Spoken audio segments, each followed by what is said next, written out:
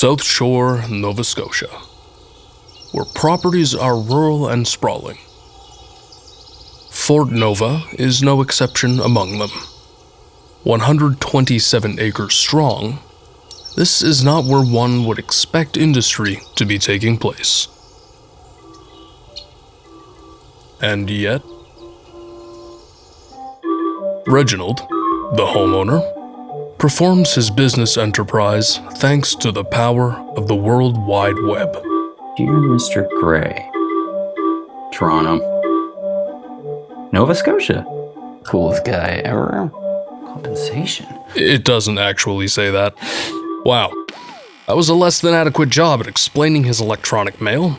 In short, prospective employers from Toronto are in Halifax and are requesting to stop by Fort Nova to meet Reginald in person. Yes!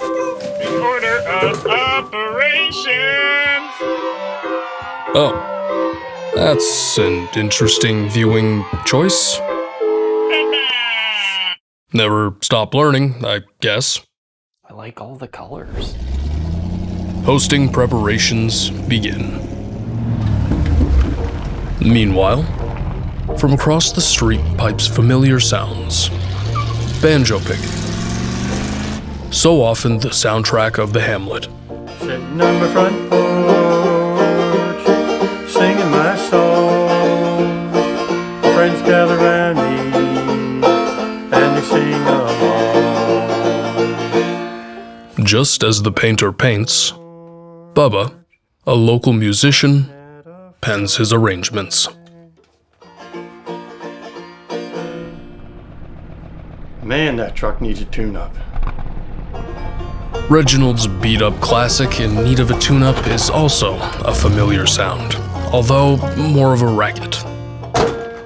Holy Mayflower, does my truck sound freaking amazing. Woo! Hosting events, or even just a couple work associates, is an art fit for only the most skilled of curators. Paprika, paprika, paprika, paprika. Paprika. I think I just like to say paprika. Paprika. Meet Reginald. He lived the Toronto city life for 30 years, but never felt at home. So, he hit the road. After wandering for 5 years, he found his place to nest. His grounds in rural Nova Scotia have been dubbed Fort Nova. Now he needs to learn how to maritime. But at least he's home at last. Reginald seemingly follows the siren song in hopes of upping his hosting game. Looks like it's time to get Mara. Time. A professional fishing net. How ubiquitous. This one, in particular, is designed for larger game, such as halibut and swordfish. Where does one begin and the other end? Which way is up? The homeowner observes from the porch. Caught net-faced. Richie, what are you doing? You're the strangest looking mermaid I've ever seen. Bubba, hello? Well, you told me that we have neighborly law around these parts, and neighbor law states that I could help myself to whatever I need. And I'm doing this like maritime thing where I need like a bunch of nautical stuff. I guess I was helping myself, neighbor. Well, you're allowed to help yourself. But if you had to ask me, Reg, I've got a lot better nautical stuff in the house. Why don't I give you a hand getting out of that net, and we'll go in the house and get the good stuff. No, I got this. Don't worry, Reginald. Greater fish have succumbed to these very nets.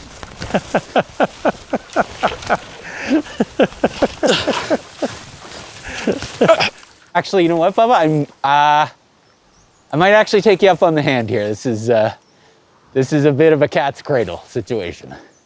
Ooh, those were some excellent puzzle solving skills, my friend. Let me guess, you're one heck of a Rubik's Cube guy.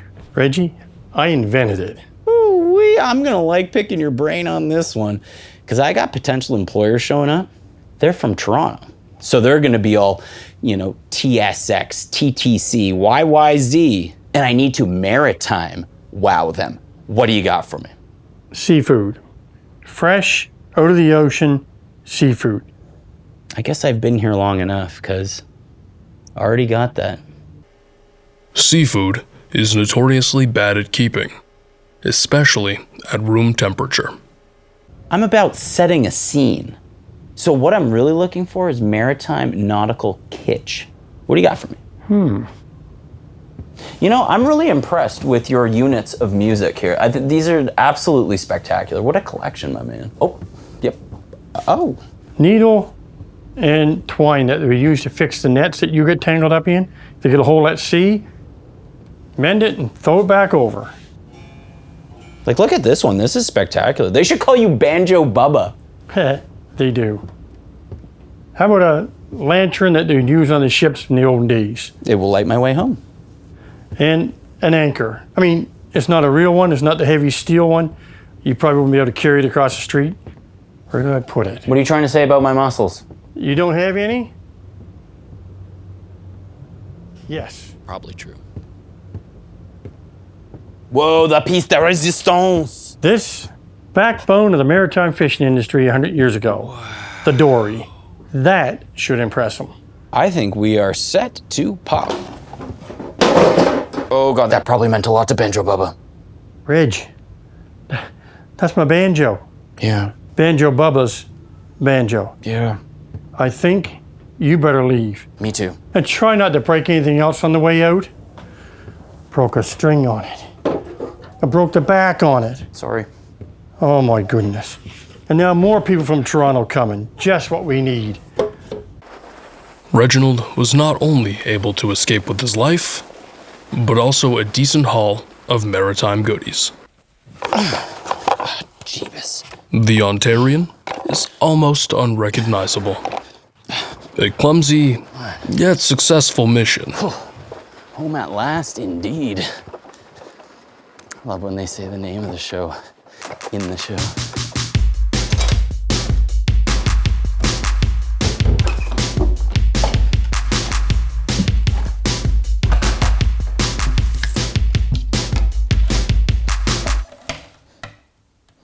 Oh, that stinks something fierce.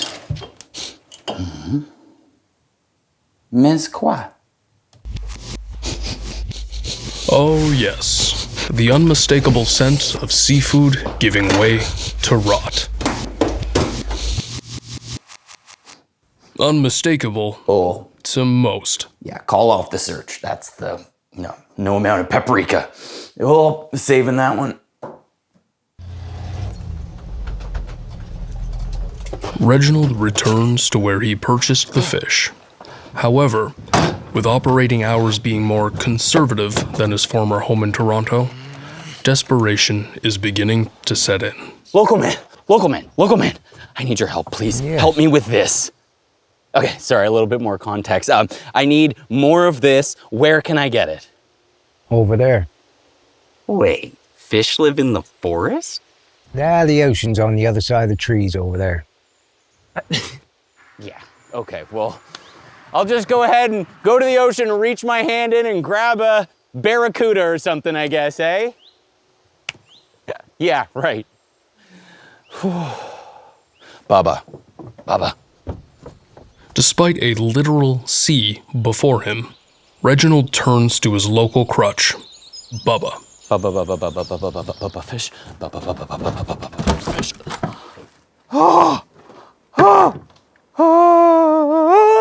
Reggie, you smell rotten. Whatever happened to our open door neighbor policy, huh? Things have known to change when banjos get broken. Bubba, look at me. I'm floundering and flounder. Where's the seafood that you speak of, please? Our fish and chip stand's closed for the season. Anyone who's watched other episodes knows that Bubba has a fish and chip stand. It happens to be closed. See? Now keep watching. But I know where we can get the freshest seafood you could ever have. Take me there. Not till you change. Oh.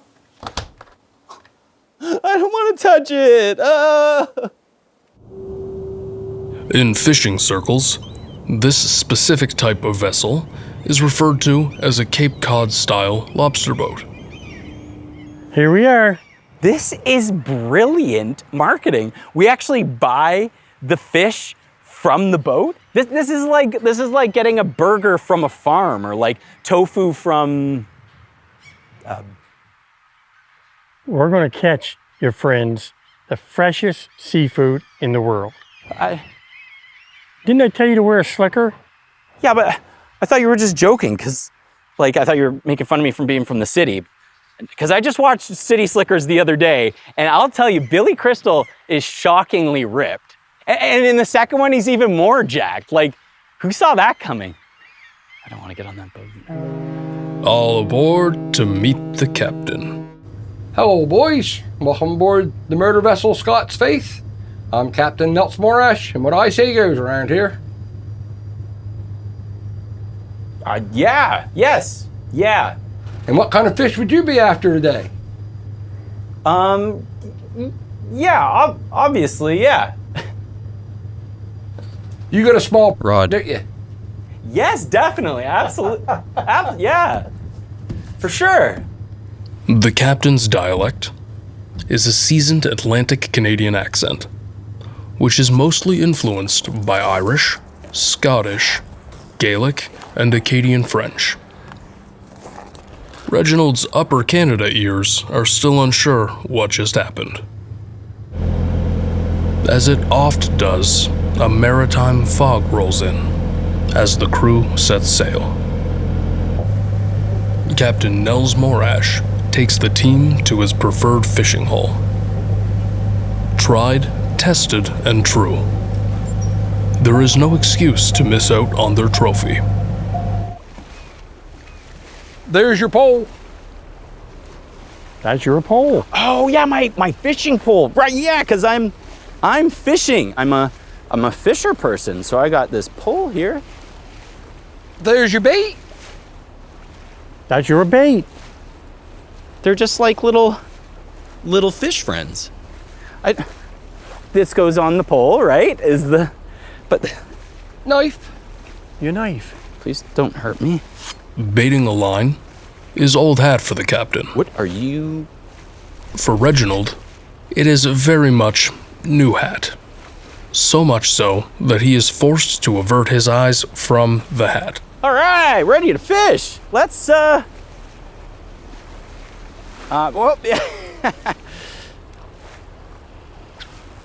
Procast. The others drop their lines as well. True patience on full display. Time passes slowly on the seas when the fish aren't biting.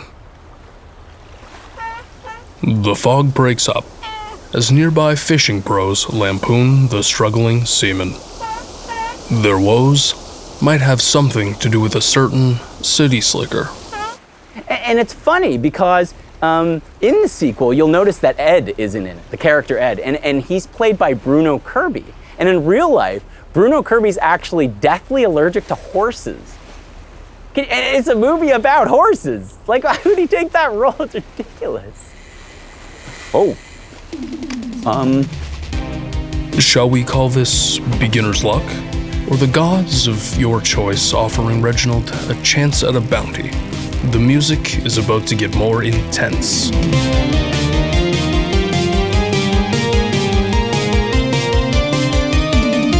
Reggie, where's my lower half?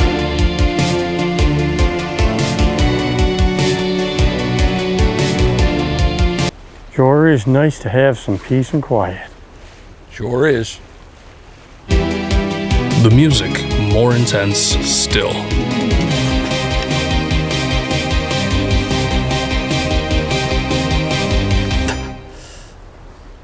An act of compassion leads the aquatic dweller being released back to the depths from whence it came. Goodbye, sweet prince. I freed Willie. Fellas, I think it's best that we head for land, please. We haven't caught anything yet. Yeah, Reg, we haven't caught anything. I know, but I'm asking for a sacrifice here, like when Mitch in City Slickers jumps into the river to save Norman the cow. Let's go in. Billy Crystal and his cow be damned. Returning to the mainland empty-handed is always an unfortunate possibility. However, it is one of shame in Atlantic lore. Each of the men feel the sting of defeat, but none more than Reginald. He looks almost ill at the thought of it.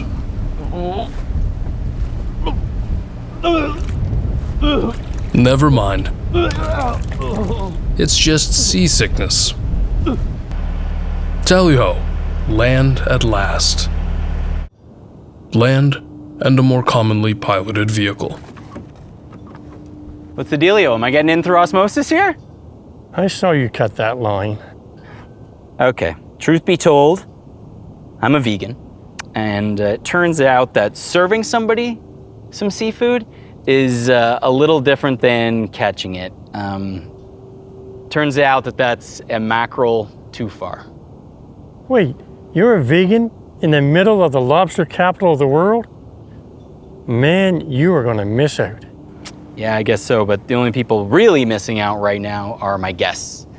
Because they're about to eat a couple slimy veggie trays and some canned fruit salad.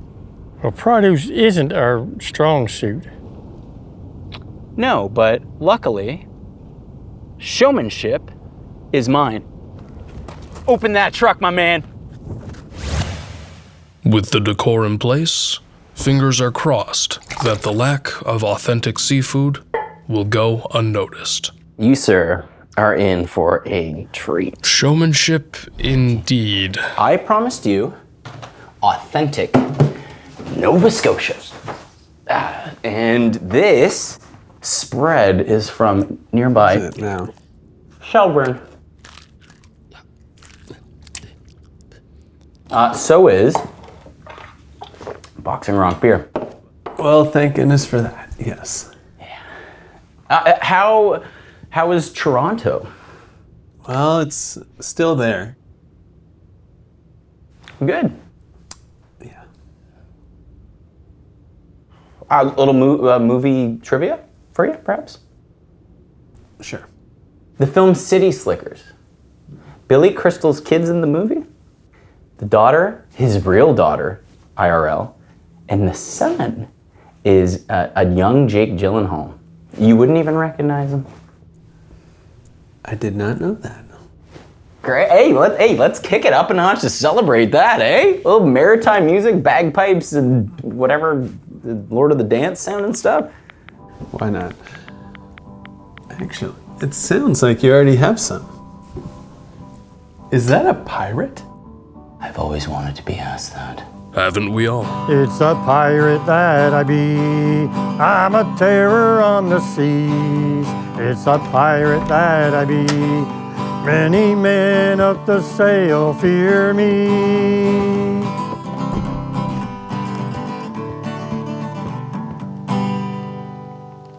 Yeah. Hi, matey. Reggie hired us to give you a taste of the high seas. Yeah, I did. And I also hired this table, which is great. So why don't you grab a seat and just, yeah, hey, Pam, hey, how's it going? You, what did you do? Where'd you find the seafood? That's some old stuff I had frozen down in the bottom of the freezer from last season. Tastes better than anything he'll get in Toronto. That's true. That's true. You are a good man, Mr. Bubba. You really are. And I appreciate you.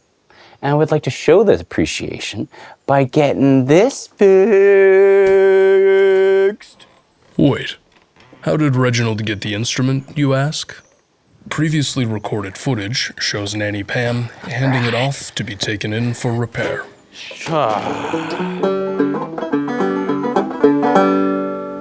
Wow. Man, I really appreciate this, Reggie. Thank you. My pleasure. I'm just happy everything seems to wrap up in a nice little bow. Wait 1 second. Throughout the episode, I kept saying guests, and I think the narrator did too. That's correct. I did. That's because my business partner had a last-minute scheduling conflict with his reverse vasectomy. Oh, well, that's great for him, I guess. Then everything did really wrap up in a nice little bow tie. Wait, do you want paprika for that? No, this is great. This is. Make yourselves comfortable, laddie. It's time for a good maritime yarn. I hired them. This one's entitled The Vegan and the Sea. Those fries look, yeah, let me settle in. The sun was shining bright. Beautiful day. Tales and yarns of the sea are the very backbone of this part of the world, and Reginald has officially entered the mythos. Although currently embarrassed, this is a vital rite of passage. Welcome to the East, laddie. Because someone wouldn't shut up.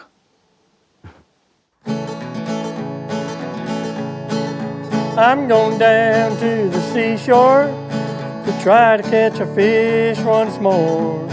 Gonna cast my line in the water for shore to try to catch a fish once more. If Reggie can be still tonight, I know the fish just might bite, but I don't think he can be quiet. Looks like I'm going on a diet. I'm going down to the seashore, try to catch a fish once more. Gonna cast my line in the water for shore, try to catch a fish once more.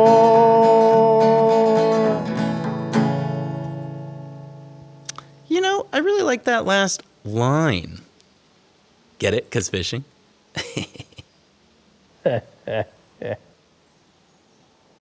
Woo! Nice. You know, I was thinking about our adventure and, well, mainly about the film City Slickers. And, you know, it's a funny, laugh it up, yuck, yuck comedy fest, right? Billy Crystal does his "You Look Marvelous" voice and all that stuff, but it's also a really deep film. You know, it's like middle-aged men, like, opening up and being vulnerable. You know, if you keep yapping, all of Nova Scotia is gonna go hungry. We'll never catch any fish. Yeah, I guess I keep talking because I'm worried if I don't, I might lose you like they do Curly in the aforementioned film. Wow, that was deep. City Slickers. So did you get that job? Hey, are those pike biting or what, eh? He didn't get the job. Apparently, he wasn't Toronto enough. What a twist.